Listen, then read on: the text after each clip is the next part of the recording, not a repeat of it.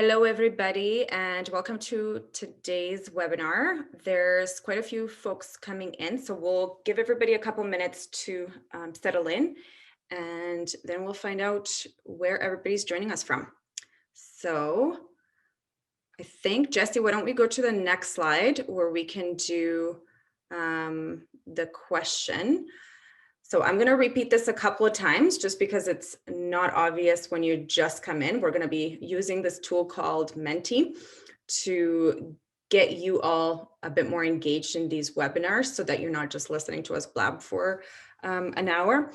So if you want to go to menti.com and then use this code 32987267, and then you'll know what to do. It's type in the answer to this question, just so you get a sense of how this works. So give that a go. I'm going to do this as well because it's good practice. And let's see if it works. And those of you from the Help Seeker team, you have to do it as well.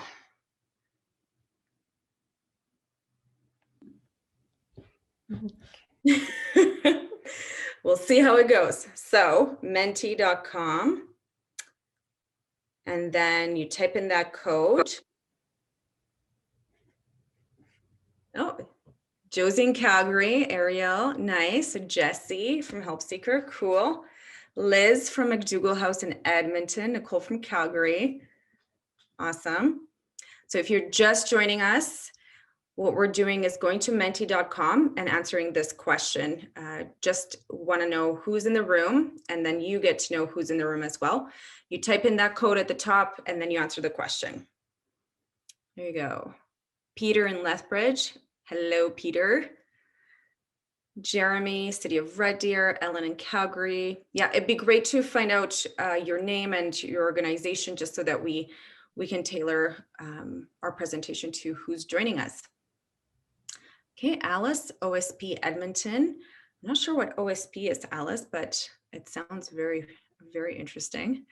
Mick from CMHA Ottawa. Hello, we love our CMHA colleagues. Sarah from the Maritimes.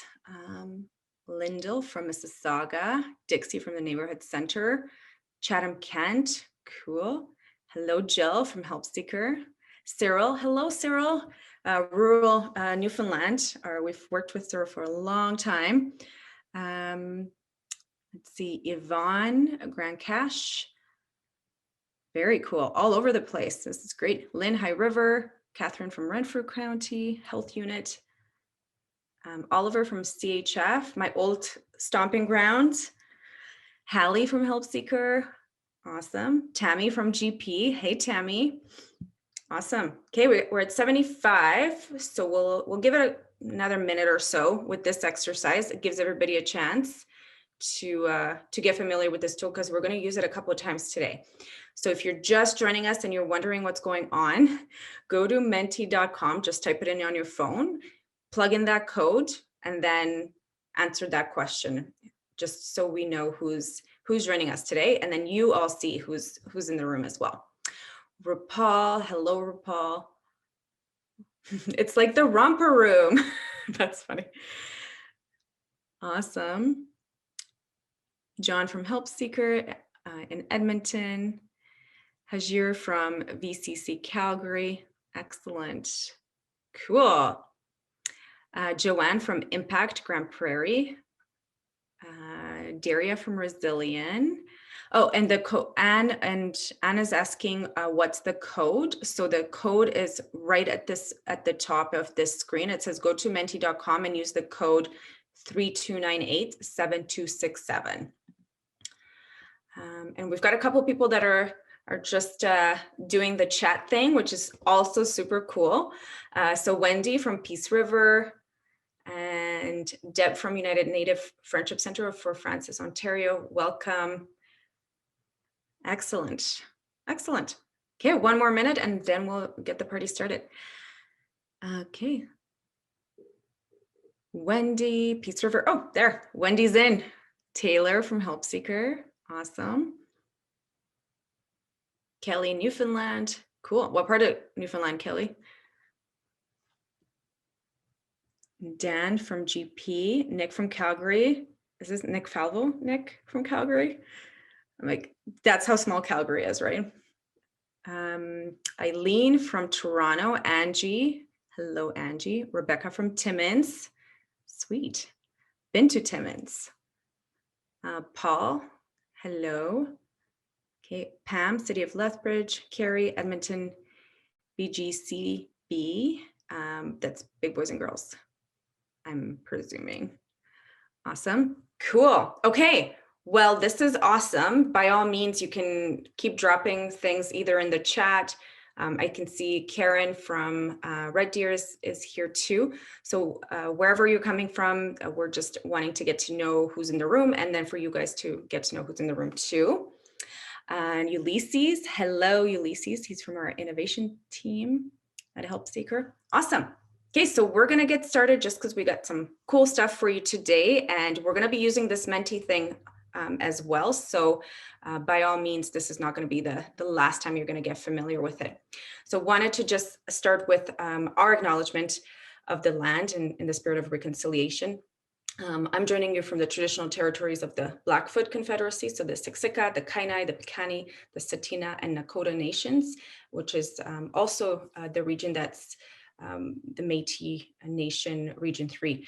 And those of you that are joining us from your respective territories, I'm encouraging you to take this time to do your land acknowledgement as well. So let's see what's on tap today. Next slide, please. Okay, so I think we've done our intros and a little bit about us, and we're going to take some time just to introduce Help Seeker to all of you because you're wondering who we are and why we're doing what we're doing. And then we're going to dig a little bit deeper into the role of data and decision support systems, just as a way of introducing how we can dig deeper into social transformation and present some of the tools and strategies that we've been working on and the learnings that we've had in community as well. So by no means are these the only tools that you should be using in your systems change efforts, but they are useful in the roles that you might be having as systems planners or as decision makers in your practice. And then throughout this, we're going to do some overviews of the tools, but then we're also going to engage with you to get your feedback and also present to you what's on tap for us in our product development coming up for the rest of the year, so that we know that we're building things that are going to be useful for your work. That's the reason we exist. So there's going to be lots of opportunity to give us feedback and make sure that we're listening to you, because we're doing this for the communities that you're serving. Next slide, please.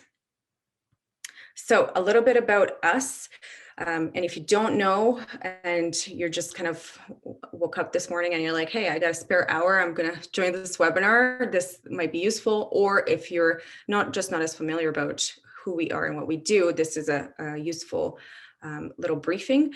But by all means, you can go to our website to find out lots more information. So we're a social tech innovation B Corp, and we're based out of Calgary. Started about 2.5 years ago. 3 years ago, we had this idea.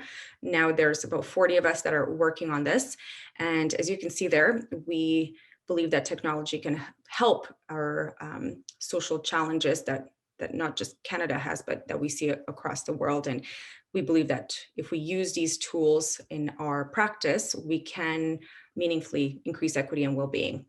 We're also really specific in terms of our role. So we build the tools, we service the tools, we train people on how to use these digital solutions. But at the end of the day, systems work and social transformation, that's the work of community, and that's the work of systems to do the heavy lifting. And we can be part of that, and no one person or organization can do that on their own. So we're part of the solution, and we're here to support those efforts that you're likely leading in your practice as well. And I'm guessing that's why you're here, because that's what you're about as well. A little bit about our culture code and what we do and how we do our work.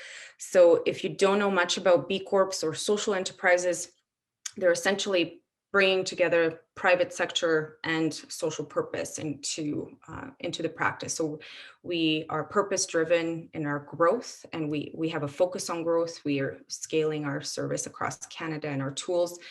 We have a mandate around reconciliation, inclusion, diversity, equity, and sovereignty, and that's really heavy work that we're still in the beginning stages on. So how does this all apply in the development that we do, in the technology tools, in the training that we offer in communities? It's not just words, it has to be manifest in everyday practice, and we have to be accountable and actually measure how we do this. So that commitment is going to be a consistent piece in our tools, and you'll see some of that today. And you might be wondering why there's a reconciliation module in our development timeline, for instance. That's why. That's a kind of a work example of how this commitment manifests. Integrity, driving innovation. So not just innovating for innovating's sake, but we need to actually ensure that whatever we put out in community is driven by these core values, and really that social purpose being the core of what we do.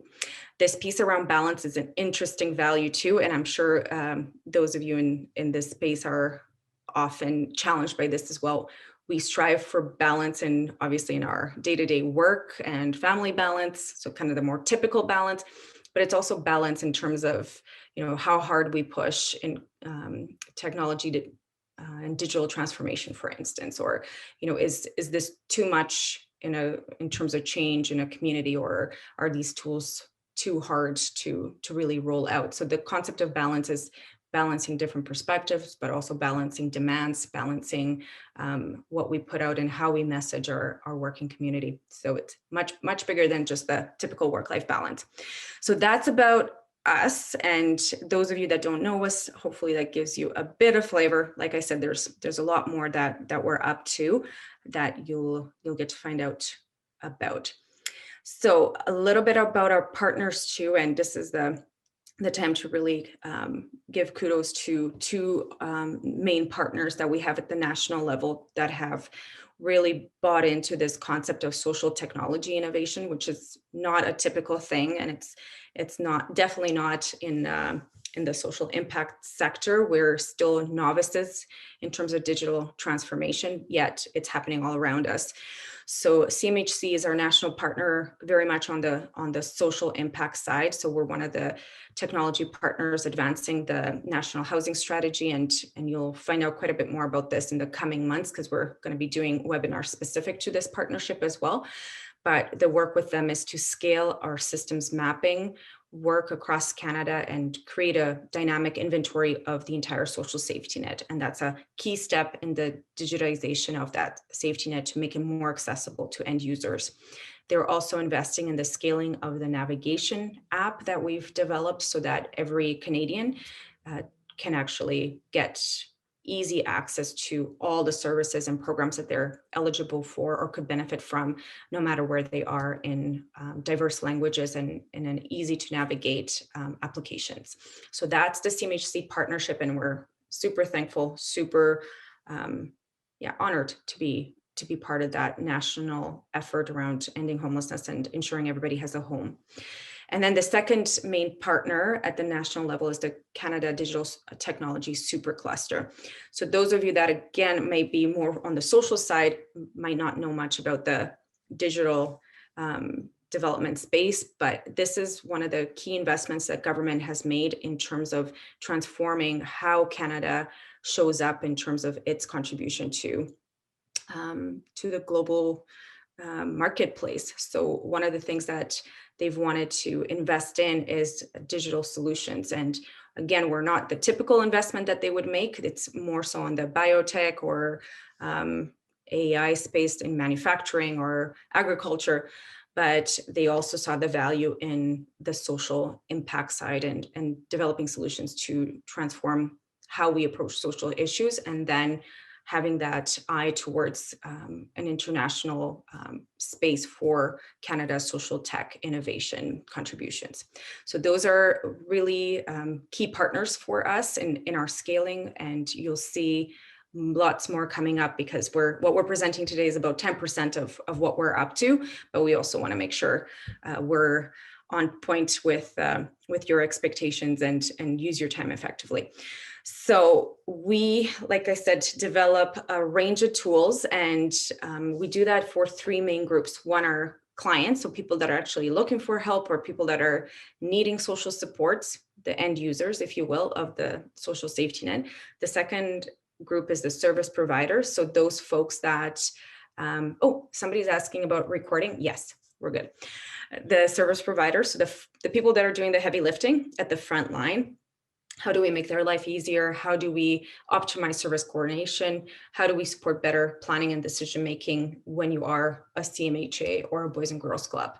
There's lots that digital solutions can help you on in that area, and they need to be tailored to your needs. They can't just be taken off the shelf from, again, manufacturing or the health system. The social sector is completely different and needs to be treated with due respect. And then the last bucket, there is community and system decision makers. So there's those of you that are part of networks that are working on social change or collective impact initiatives. So by no means is this only funders, but oftentimes funders do have specific needs, policymakers as well. Those that are making investment decisions or service system design decisions, and their needs around tools for planning and data-driven decision making. So by no means does this become the only thing these folks need, but is one of the really key parts that can support that decision making and save time and costs in terms of that process. So we're going to be talking about this last bucket in more detail, because again, we can do it all, and we're going to have additional webinars to dig deeper into all these other components. So stay tuned for those interests. But on the community decision makers piece, we're going to dig into the modules that we're developing around decision support. So that is really where Alina shows her lack of technology savviness, because I have way smarter people that are I'm lucky to work with, and one of them is our EVP of Innovation, Matt Parker. So I'm going to hand it over to him to walk you through exactly how this works as well. So over to you, Matt. Thanks, Lynn. I definitely wouldn't say you don't know the technology, but always happy to nerd out a little bit about what's going on. So really want to delve more into that decision support system, what it is, what it means, and what specifically we're actually looking at building today. Next slide, please. So what is a decision support system? You know, DSS is a bit of an acronym. It's much more common in things like manufacturing. It's been used for decades, but really it's about how to empower the decision maker to make a better decision with the best data available. So it's about displaying a subset of the information that really matters to the individual maker making the decision, and then also associated insight, where the DSS or the computer system doesn't make the decision, but provides all the best information possible. So this is really big in manufacturing, in part because some of the areas that produce tons and tons of data is machine quality, so vibrational data, might be currents within the machine, things like that. So it's producing even tens of thousands of points per minute. And so an individual can actually understand and see that. And so this is where it's gained a lot of traction is, you know, even in something less data heavy, there's all this information out there in the world today. How do we actually take that and make the best decision we can? And this DSS really is about supporting that. So it's things like, if looking at planning and management of operations, there's a lot of things that can go into that decision. So it might be, you know, what are the forward-looking demand you're going to experience in the next 6 months? That's really going to influence how you have to plan and manage your workflows.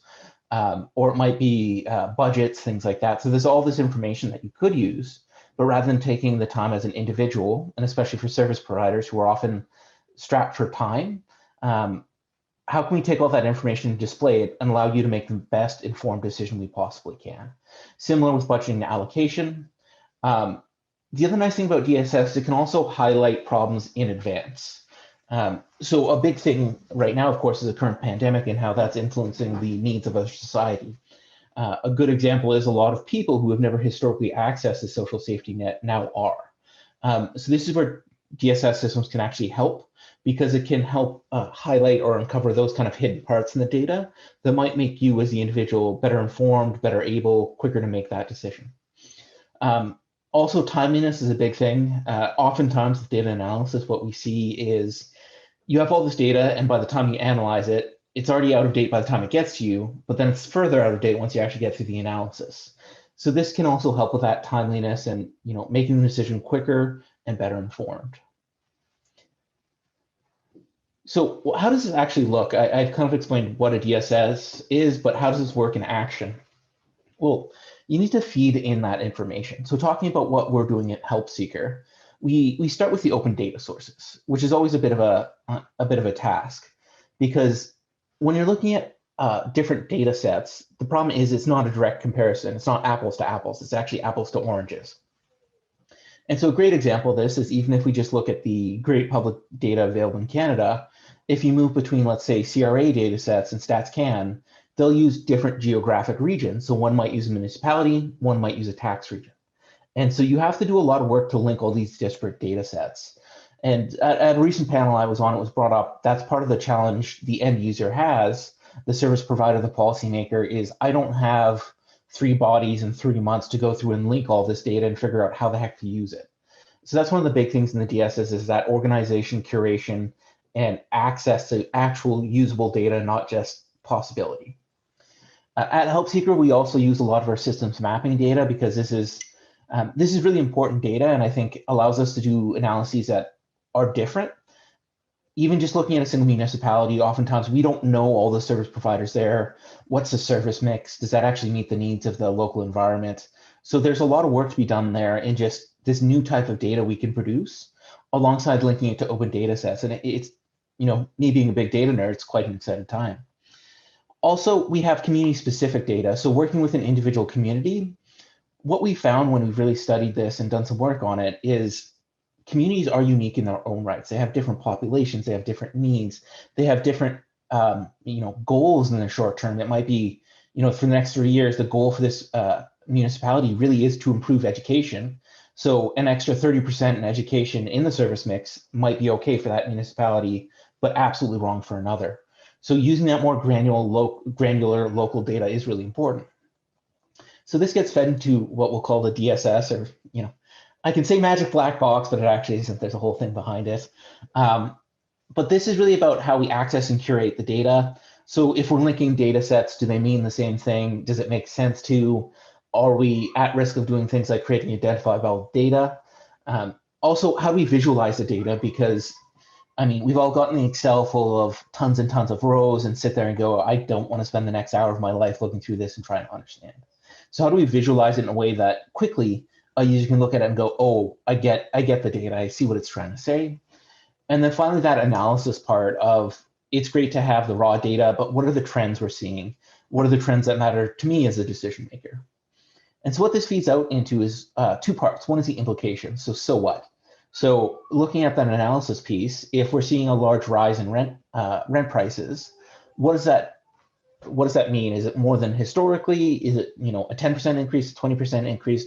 What does that mean if the data is changing?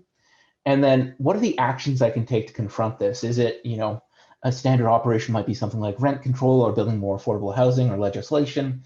But based on research, based on best practices, what are other people doing to confront these trends or confront homelessness or all these other societal needs?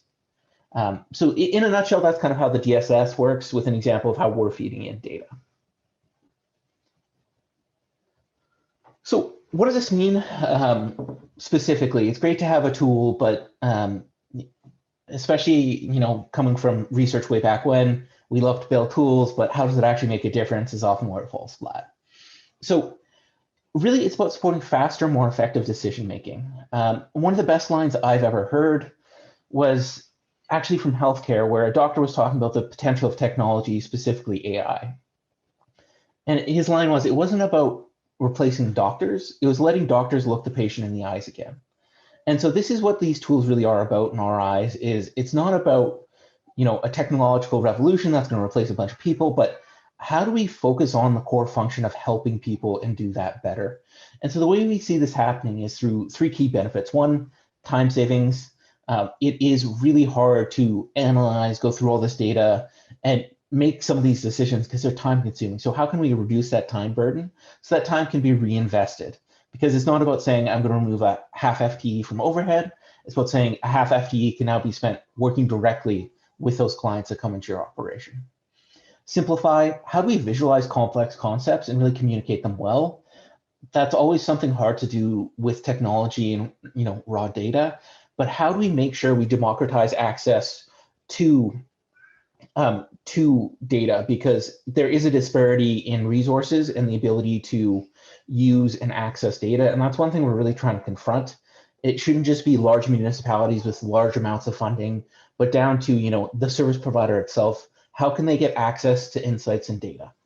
Finally, cost savings. One of the things we see in the system is it is really hard with new technology. There's existing costs. There isn't a budget to say, I'm going to implement a $200,000 case management system in my service provider. That doesn't make sense.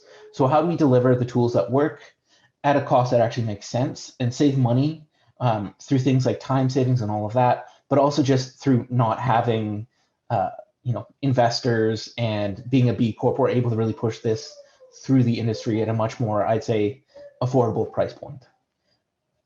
Next slide, please. So how does this look in action? What are we doing today? It's great to talk about the theory. We've brought this up before in other seminars, but what does this mean for us today and what does it look like?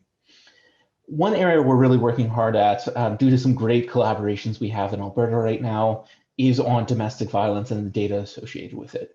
So it's an initiative called Data Action. We're pairing with individual service providers and some amazing researchers to really see what the data is telling us associated with domestic violence and figuring out what's actually a realistic way to use the data. Because even if tomorrow we were given, of course, anonymized data from every single service provider, data is different, it's collected different.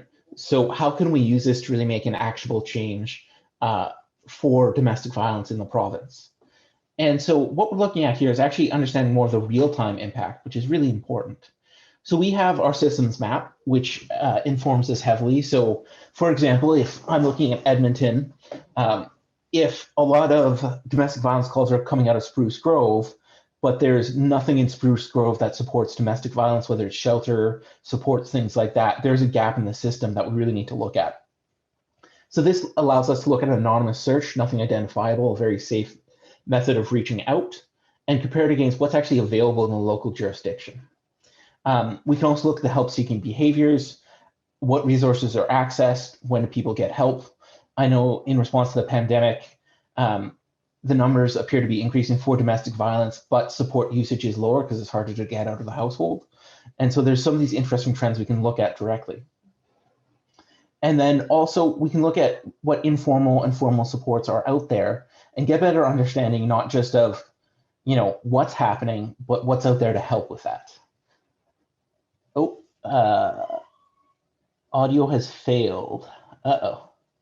I can hear you. You're good. Okay, Gordon, it just might be on your side then. Yeah. Next slide, please. One back. So one thing we're looking at too is leveraging new data sets to really look at this as well, because to date, no one in the province has actually looked at from the service provider to looking at anonymized police data to actually looking at some of the open data sets as well. So this really is breaking some new frontiers. If we look at safety of information seeking, it does become really important to look at other data sets. Like Google often is the first place people might look for help. And so looking at the Google API and data sets we have available there. Also thinking about what are the Twitter trends.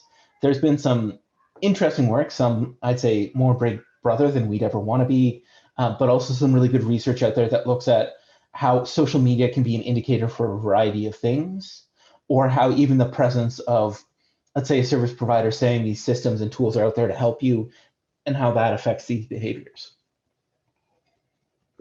One really important thing too is tracking these changes through time.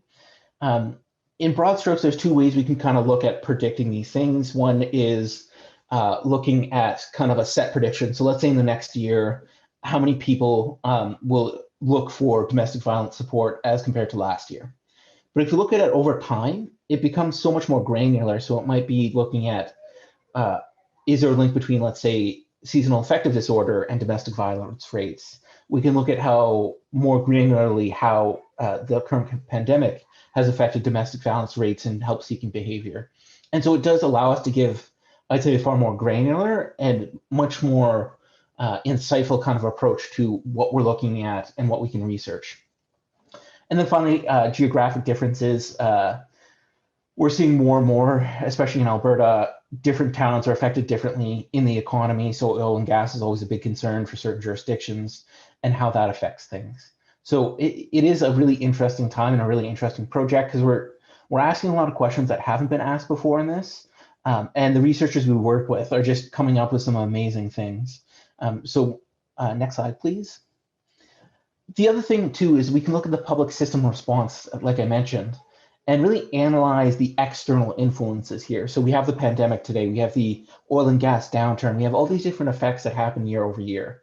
And so the more we can understand what's driving this, the more we can also get ahead of it, because we know the social sector is very complex and multifactorial. And so, yes, domestic violence is one thing, but how might, let's say, job loss and preventing that or increasing job seeking support reduce that rate because it is complex and multifactorial? And so by looking at the data more, asking more of these research questions, we can look at this more as a holistic problem and what other supports that we can actually have a direct effect on immediately might we be able to find. Next slide, please. So one area we've looked at overall in, we'll see if Menti works first, actually. Yeah, sorry guys. Let's see. Go back. Okay. So for those who just joined us, we're using Menti today. So if you go on your phone and go to menti.com and put in the code 32987267, you can kind of comment on the presentation, the part of the presentation Matt just gave, and we would love your feedback.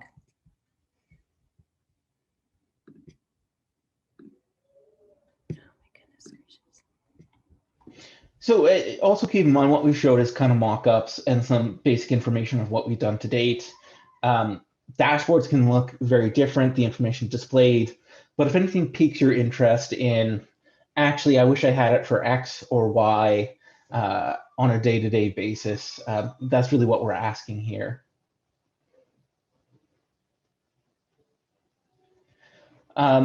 So I want to start talking about the simulation module we've also built, which is another piece of technology.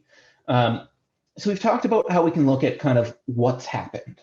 So that's what the dashboard in DSS really is understanding what's led to today and kind of historically what's driving the needs of the system, the needs of the people we all serve.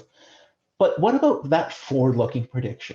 Because it's so much better to be able to, rather than react, get ahead of problems. So, for example, if using the pandemic, because it's a big area of research right now, we know that in response to a pandemic, we have a bunch of new people seeking social sector supports that never would. And so accessibility, that knowledge of where they can look and find services is an important thing. So if we knew that beforehand, that would have been something we could have gotten more ahead of, done a bit more, let's say, social media engagement, things like that. So we asked the question, this would have been last summer, can machine learning and AI actually be used to predict forward-looking rates of homelessness, domestic violence, and suicide? Which, to our knowledge, is first of its kind look. And honestly, back then, we didn't even know if it was possible. Some people said we were crazy. Of course, you won't be able to do much with this. But spoiler alert, it actually worked very well overall and has some really interesting findings. And so if we look at how to do this, we looked at a bigger kind of art of the possible project and then really narrowed it down to what actual insights we could produce. So first thing we found, of course, was we can't break this down to a provincial or Canada-wide prediction. Municipalities have their own, idiosyncrasies, needs, wants, populations. And so going too broad means you get too weak of a prediction or forward-looking it almost becomes a forward-looking guess versus a prediction.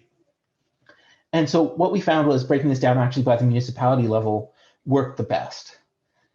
And so what we did is we looked, with some very fancy math and techniques, what was correlated out of all the available data we had to these 3 targets. So for homelessness, there's some previous assumptions we can use, like housing starts, rent prices, things like that are likely associated. We started with 3,000 variables, and for each of these 3 targets, found about 10 to 15 different features that were statistically linked to predicting future homelessness, domestic violence, and suicide.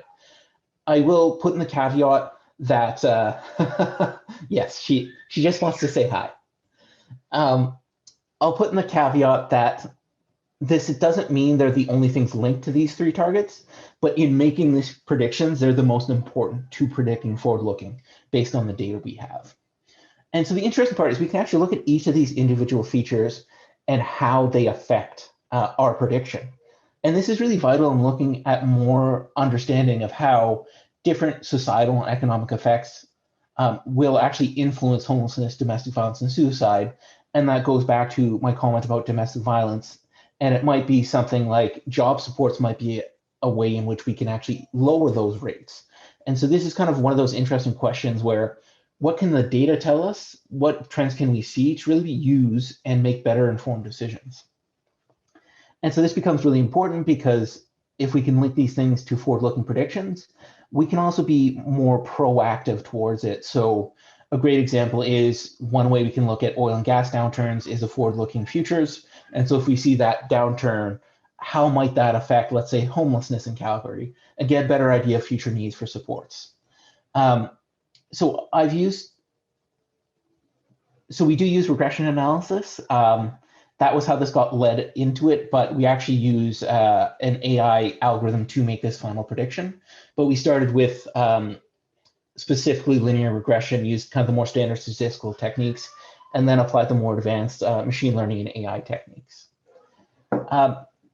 So these are 3 targets now, but we do want to expand this. And also, as we get more data on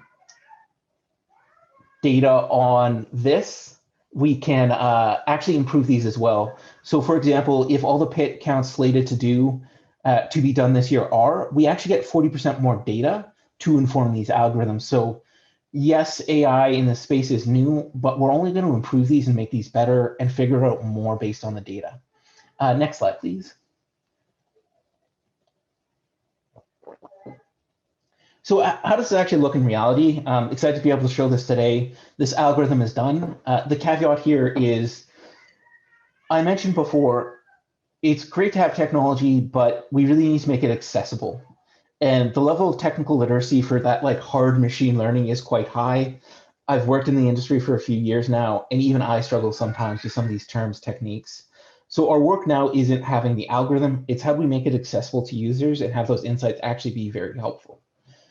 So with this UI, just keep in mind this isn't meant for broad consumption, but how it works today in the back end. So what we can do is, if we look at homelessness specifically, we can actually break it down into the municipalities. You can see Ottawa and Vancouver here, but also what are all the features that will influence this prediction? So let's say in 2019 is our last year of data. We can look at what historical data we have, but we can start playing around with those forward-looking features and think about, okay, well, I know for colleges and universities, which actually have an influence on predicting future-looking homelessness, they're in trouble these days with going online, with less government support. Those likely are going to dip a little in the coming years. And so we can actually model that out in this algorithm to say, if let's say we think the number of professional education service workers is going to reduce by 10%, how does that look in homelessness? And how might investment change that? The most interesting part here is that the relationship is not very simple between each of these factors in predicting the 3 targets. So even if we just look at that professional education workers, depending on the value, whether it's 1 or 100, let's say, just making up values, 100 won't be 100 times the effect of 1. It could also have completely separate effects where rather than saying decreasing homelessness, it would actually increase future predicted homelessness. And it's also about the interplay of each of these features as well. And so what we found here, and I think everyone on the call really will support, is homelessness, domestic violence, suicide, social needs are complex and multifactorial. And so what this does is actually breaks that down at a much more granular level and actually looking at, okay, youth is actually the strongest predictor, youth population is the strongest predictor of homelessness. But individually, we can actually play with that, break that down further, and what a 10% increase in youth population would mean versus 100%. Or we can play with that as well and see how the individual change really influences that forward-looking prediction. So how does this look on actual output? Because I've kind of thrown some complex things at you, but how can we actually interpret this well? Next slide, please. So this is how it actually looks on the back end. And so once we play with all those features, we can play with all 12 for homelessness at once. We can play with the single one. We can change it year to year. We can actually look at how homelessness changes. So in this case, we're using point time counts as kind of our ground truth of homelessness. In this case, the light blue is historical. So we can look at over time how, in this case, Vancouver homelessness rates have changed. But in this case, what we were changing was the youth population. So for whatever reason, let's say everyone decided, I really like BC, I hate winter, I'm stuck inside all the time because I'm at home, and there's a huge youth move towards Vancouver. We can actually model this out, as you can see, in how it would effectively decrease the homelessness rate in Vancouver. Yes, this is very theoretical overall. And we're still really trying to figure out what we can use this effectively for. But the really interesting part of this as well is we've done now a lot of the back-end work to make this data usable, to understand how to apply machine learning and AI. So even just looking at homelessness, we can now look at applying this to other housing needs. So a good prediction might be, do housing starts meet the needs of the local community? And we can really just expand this and blow this out. So it really is the art of the possible. This is our first kick at the can. And I'm really excited about the insights we can get out of this today. But really, to me, this is the first step along a journey of how can we apply these advanced techniques, the data, to really do more in this industry, learn more, and get those skill sets that might be more traditionally applied in, let's say, healthcare or finance, to really support the social sector. So next slide, please. So in what ways could you leverage the simulation module into this work? So I've mentioned a few things on how we can break down, let's say, homelessness rates into different things that are correlated to predicting it in the future. Did anything stand out to you? Is there something like, I would love to know as a domestic violence provider, I often use this value or this feature as a forward-looking prediction. So getting a better idea on what to fund is a great example. This is one thing we're trying to provide more information on. Advocacy is a great one too. I think that's one thing. I kind of, not being a social expert myself, I knew this would be complex. I never really appreciated the complexity of the needs. Suicide prevention programs, when it matters, is really good. I know there's more and more work being done in that space, and more work needs to be done. Allocation of resources is very good too. One cool thing I've seen, and I'm excited to delve in more, is looking at how the system map correlates to this as well. So, if there's increasing rates, are there gaps we can see in the system? KPI is very good. Supporting the shift prevention, also a big thing for us, is how do we get ahead of it and help people in need before they do. On how the data is, that is an amazing question. This isn't, our goose that laid the golden egg. It's not going to solve everything and be right for every community. Data is a big thing. And this is what I mean about the complexity of AI. We need to make sure people understand what happens if this goes wrong, or if there are gaps in the data. And that's something we're really working at today.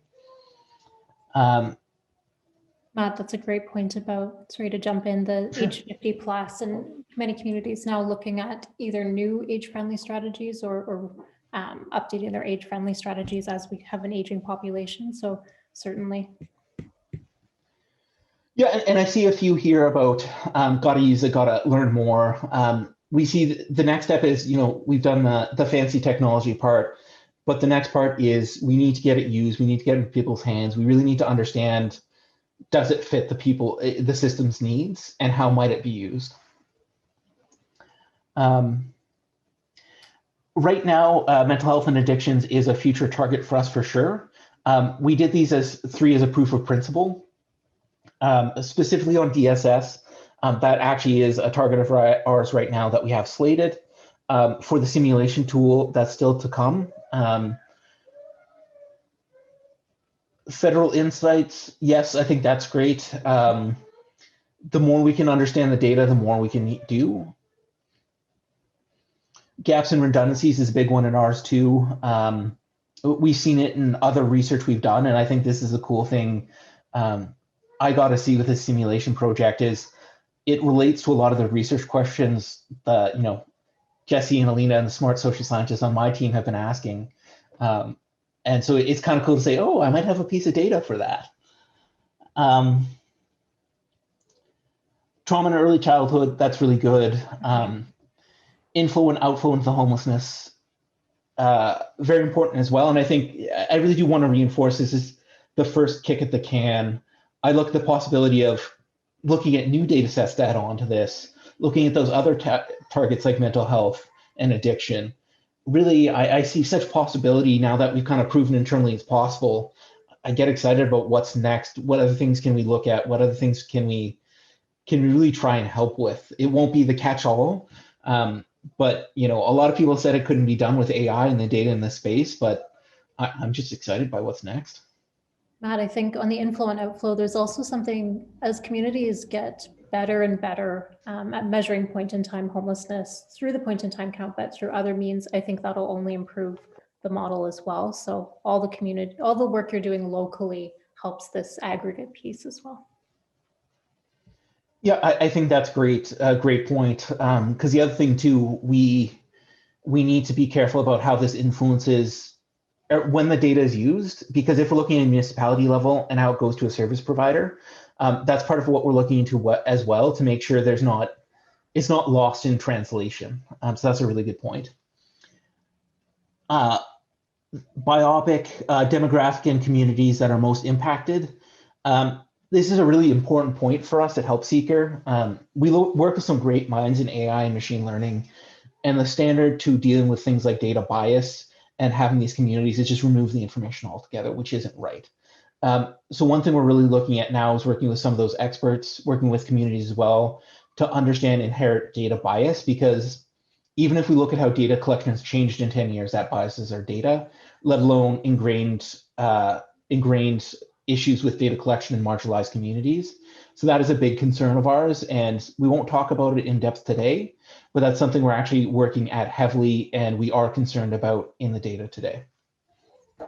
And this piece, organizational change to meet needs of communities. And I love that you called that out, because we started with sort of our different segments that we're focusing on, one sort of systems decision makers, but also service providers and social sector organizations. This information will be imperative for program design and funding allocations and planning for future needs, and hopefully being as responsive as possible, especially when we're in circumstances like COVID and things change so quickly.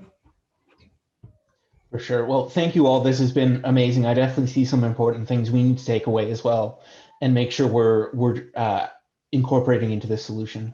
But in the interest of time, I think we should move on. So how does this look?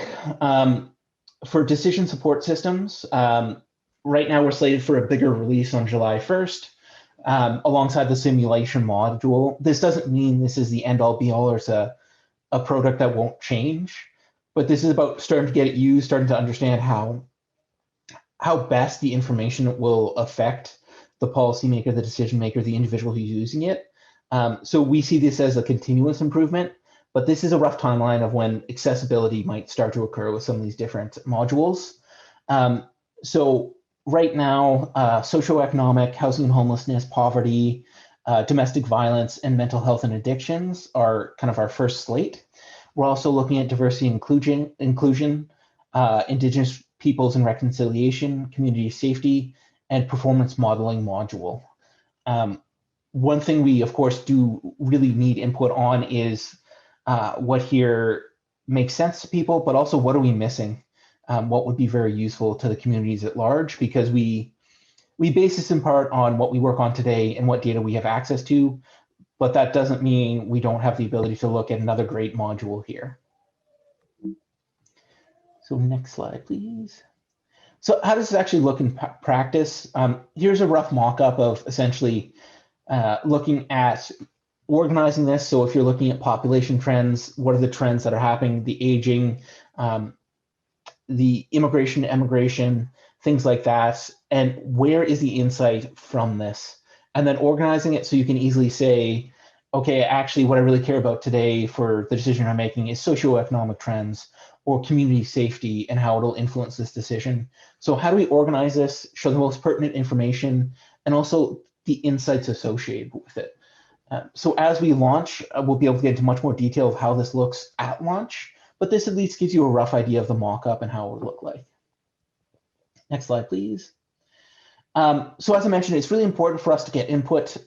What other topics would you like to see in the DSS? Is there something missing? Is there something that stands out to you as, I want this tomorrow? Knowing, of course, that you don't have all the information, but just looking at the art of the possible, what do people want to see? So even if it's one that someone is very excited about, that's fine too. We've got more than a few, I think, slated after that as well. This is not expansive. But another way to ask it is, what information and insights are you missing today? Youth is a great example. Different needs. I mean, I just talked about the link between predicting future homelessness rates and youth. Healthy aging in community, very important. Cases, that's a great suggestion. Immigration, one really interesting finding we found in the homelessness model is one feature that actually has an impact is migration to BC. So very important. Urban and rural needs and trends and resources, that's a really great point. It's an interesting question we're trying to confront internally, because if we're looking at how do we benchmark, let's say, a Lethbridge versus an Edmonton, we can't have the same benchmark for both. So that's a really good point. And that's part of what we're looking at for those insights, is that comparison.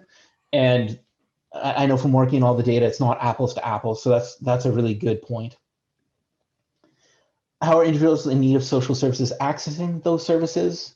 One thing we are looking at is actually pairing our systems map with the dashboard. So yeah, that's a very good one. COVID, very good one as well. I think the biggest risk there is I've actually worked on the COVID data sets, and they're hard to work with. But I think the social sector in response to COVID would be a really actionable one we could do. How to support well-being and understanding barriers to access, very good as well. Food system, actually in a recent conversation we had, we were talking about how this system might be usable by looking at, let's say, food deserts, or is there access to, healthy and affordable food? Allocation of resources, domestic migration patterns, that's an interesting one. Burnout of frontline workers, it's a really interesting one. My mind just starts turning with, like, what data do we have access to? Well, Matt, oh, sorry, Alina, go ahead. I was going to say there might be areas where we have priorities as a sector that we don't have data sets for, but this can help us identify what we should be collecting. And if there's no other ways of doing it, maybe that's something that we can look at as well in the future. There's also a good point, and we'll get to it in a minute, but how to support health and well-being and understanding barriers to access. And also the comment here, help us determine when in their journey people decide to seek services for help and why. So of course, there's the data piece, but then there's also, as you saw on our previous slide, the so what and the now what. So what are the other kind of tools and processes we use to action that data to figure out the answer to some of these questions? Yeah, this is amazing. Thank you. It's honestly, I haven't worked in a few different industries now. If we don't use the data, we don't know what we're missing. And so some of these, even if we don't have the data today, to Alina's point, asking these questions now, looking at the data now, allows us to ask those questions. So in the interest of time, maybe we'll go on to the next one. So systems mapping module, one important thing right now in our work is just understanding what's out there, and systems journey was brought up. What are the gaps? Who's going where? What can we find out from those insights in that journey? Because we can look at broad searches, so through Google Trends, things like that, but we can actually look through our app, which doesn't collect any personal information of how people are seeking help, where they're going, what's accessible, things like that. So we do a lot of this on our systems map through customized data visualization, trends reports, heat maps. We also do as well to really understand and visualize individual communities. What are people looking for? How are they using the system? How can we better understand their needs and wants?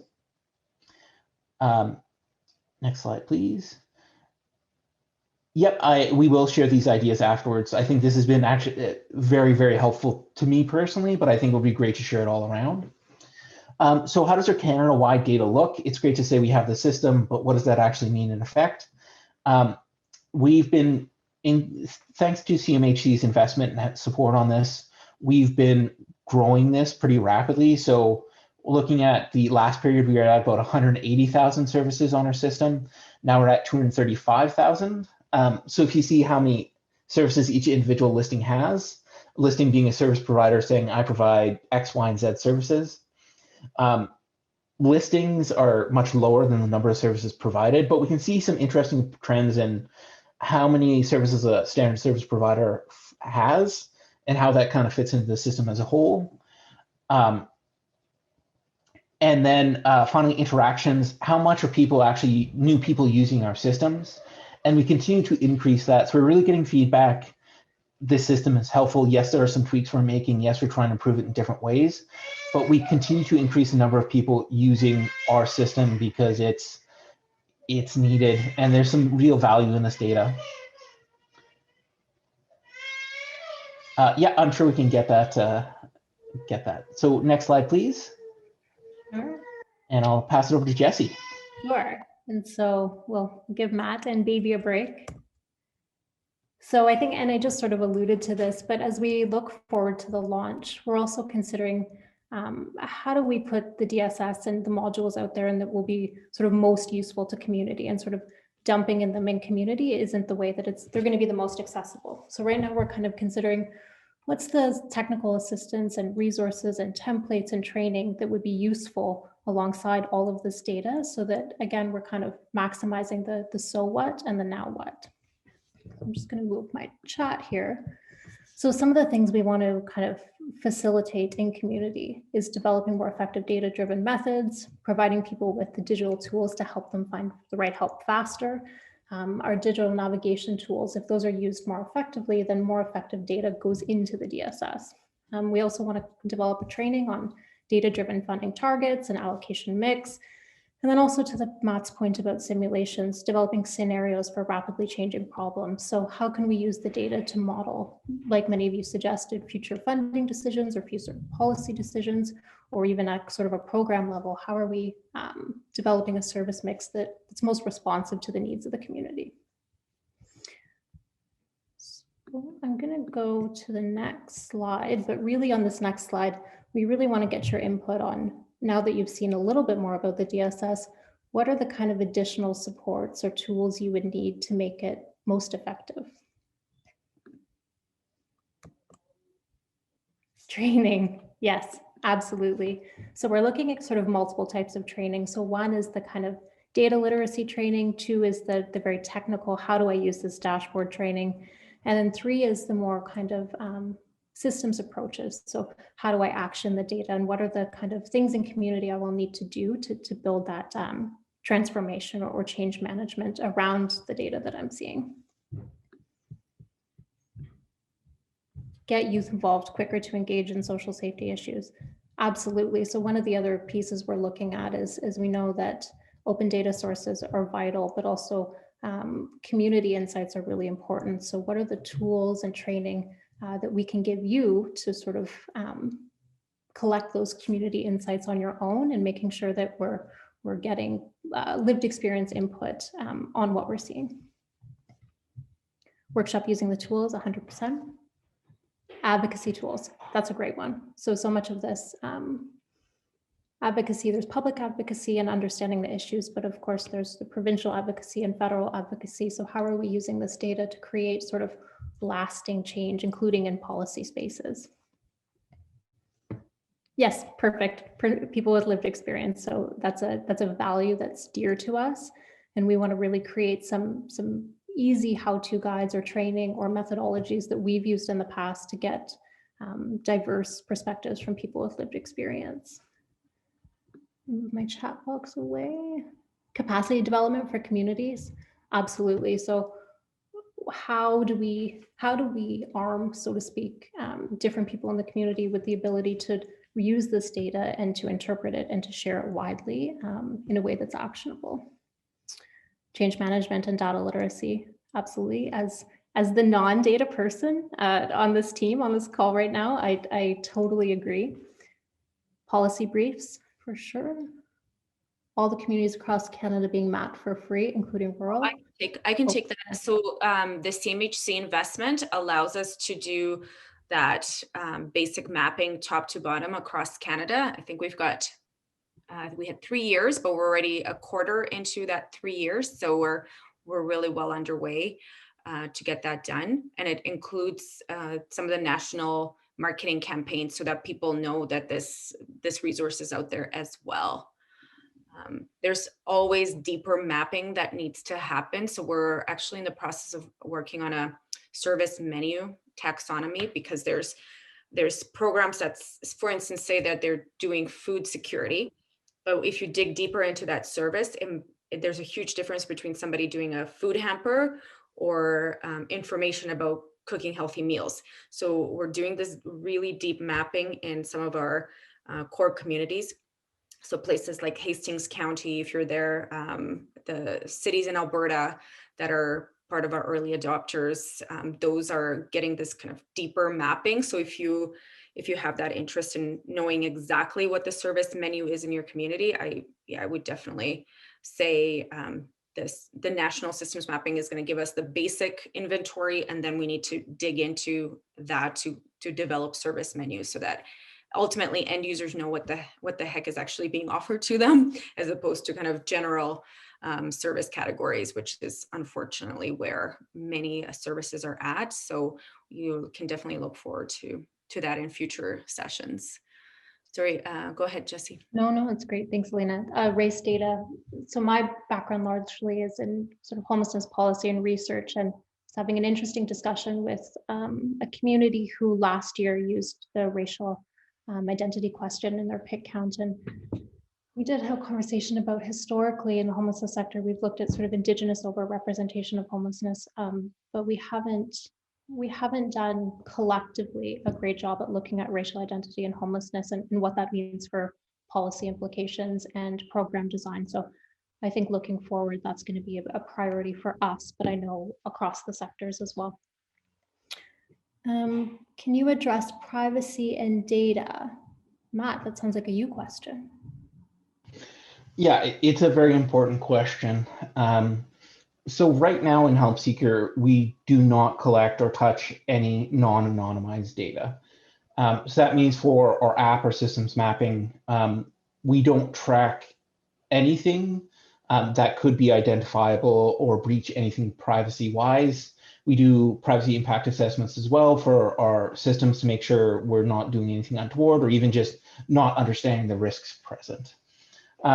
The other sources of data we use tend to be open data, which StatsCan has spent a lot of money, time, and effort to make sure that's accessible and protects privacy.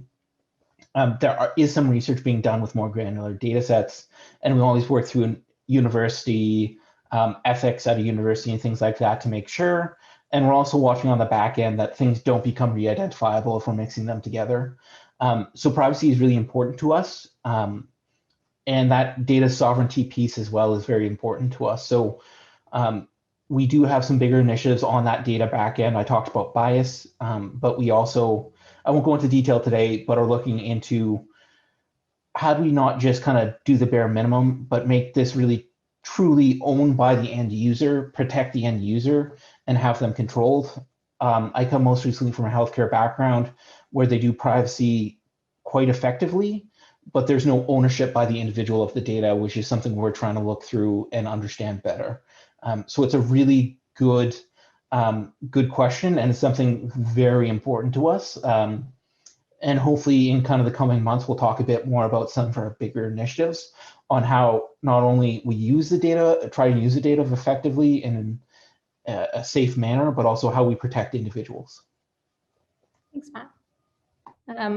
Easy to understand infographics. Yes, I think one of our drivers, our goals here is knowledge mobilization, and data is power, and data transparency drives equity. So how do we take the information in the DSS, or how do you take the information in the DSS and release that into the hands of people accessing services, of service providers designing services? Information needs to be for all, and that's one of the intents of the DSS is let's stop writing 100-page data reports that sit on the shelf and no one gets to see. Let's put it out there, and let's provide an opportunity for everyone to use it and to hold ourselves accountable. Great. Lots of people asking about the slides and getting the slides. You got it. Absolutely. You'll get an email from Jenny from our team with the recording and the slides. The other thing too, since we have you, and we're probably going to lose most of you shortly, we're probably already about 5 minutes over time.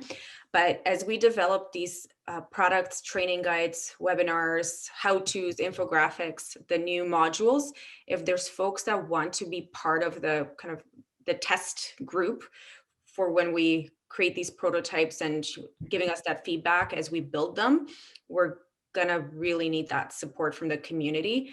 It's absolutely essential that we have your thoughts and preferences and critiques as well as we build. So in that email from Jenny, there might also be a little plug for those of you that might have an interest in something in particular as well too. And it won't be, we promise it won't be more than a couple hours of your time. We're going to make sure we're using that effectively, but we really need you as our community there. Awesome. And that's it. If there's any other questions, we're going to hang on. This is the kind of the end of the webinar, but we'll stay on if there's any, to make sure that there's nothing burning on your end. And yeah, beyond that, thank you so much. This was awesome. And I love the engagement throughout. Thank you for embracing a new digital tool, Menti. It seemed to have worked out pretty well. So much appreciated. Oh, looks great. Okay. Are you discussing your solution in data management with the European Commission? There could be potential funding. Oh my goodness. You know what? Our focus is to get Canada right. By all means, we will absolutely share learnings, and we're plugged into international research networks, and absolutely we'll continue to do that. We do, like I said, have these ambitions of supporting communities beyond Canada as well. So we will absolutely reach out if you have connections, for sure. Our commitment as Canadians and a Canadian B Corp is to make sure Canada has what it needs to meet its well-being goals and to make sure it's a good place for everybody. But absolutely, if there's opportunities to build relationships in the meantime, hook us up.